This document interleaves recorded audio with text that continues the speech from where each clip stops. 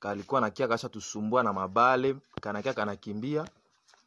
Ni Petit mwenye anauzishaka unauzisha nini? Mayai.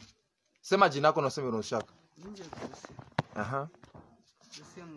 Unauzisha nini? Mayai. Mayai. Ulitosha hivi wapi? Muka. Ulienda mpa Mkansa wewe ukatosha mwe manani? Angalia hapa mbio. Chenjo malipa. Geuza hivi. Nama kupatia hiyo? Vie gani?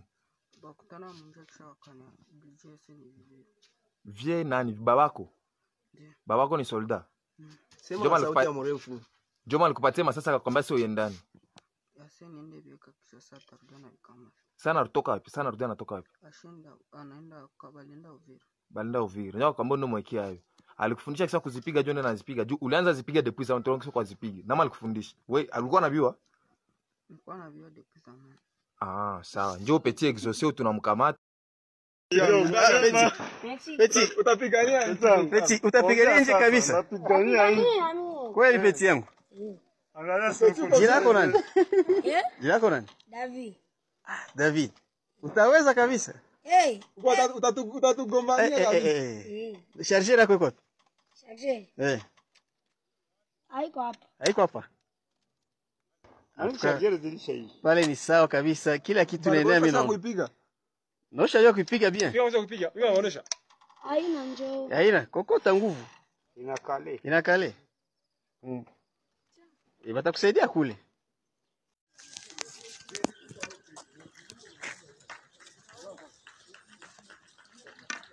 Hizi ngabo zacu.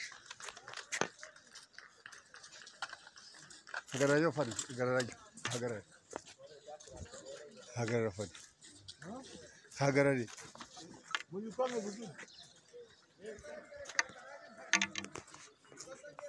Rewana fadi.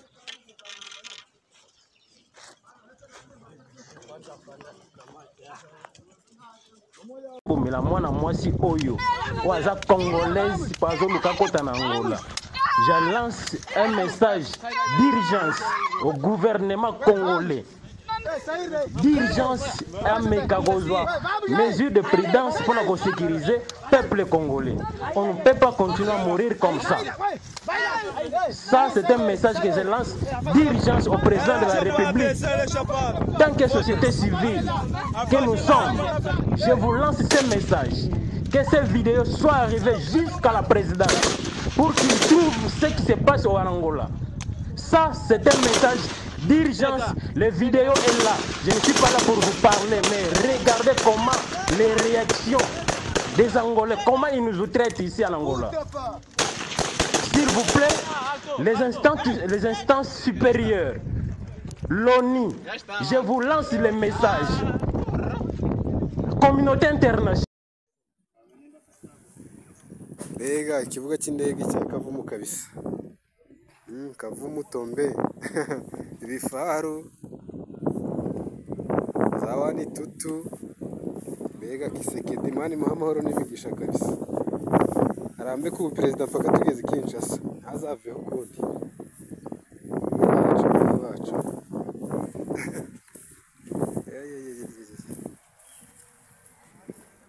Ibi ni ibifaru. Ibifaru zibazita wani Tutu. Ubundi irasa mu birometero birebire kabisa.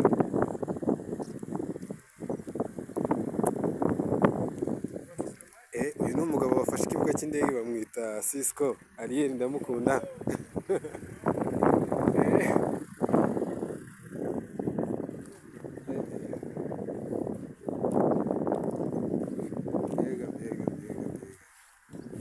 Zawani Tutu bunani buracyakomeje kabisa. Bunani buracyakomeje.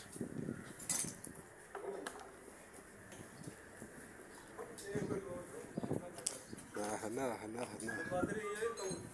Yo bayita wani Tutu.